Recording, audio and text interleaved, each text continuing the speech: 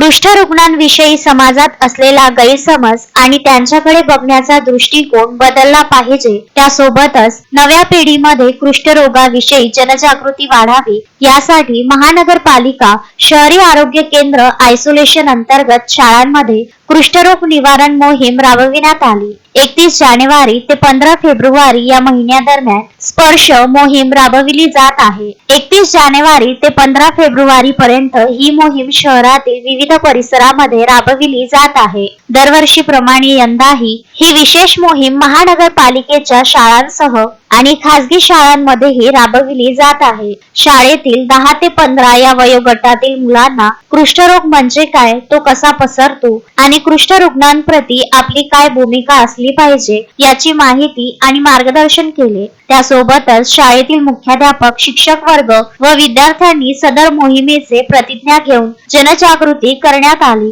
यावेळी कुष्ठरोगाचे संशयित लक्षण असलेल्या व्यक्तीला जवळच्या आरोग्य केंद्रामध्ये जाण्यासाठी प्रेरित करेन। जर त्याला कुष्ठरोगाचे निदान झाले तर त्याला पूर्ण उपचार मिळावे यासाठी मदत करण्याची दक्षता घेईल। शिवाय जे कुष्ठरोग आढळतील त्यांच्याशी सामाजिक भेदभाव होणार नाही यासाठी प्रयत्नशील राहील, अशी प्रतिज्ञा शाळेतील विद्यार्थ्यांनी घेतली। Vidarbha news bureau, Amravati.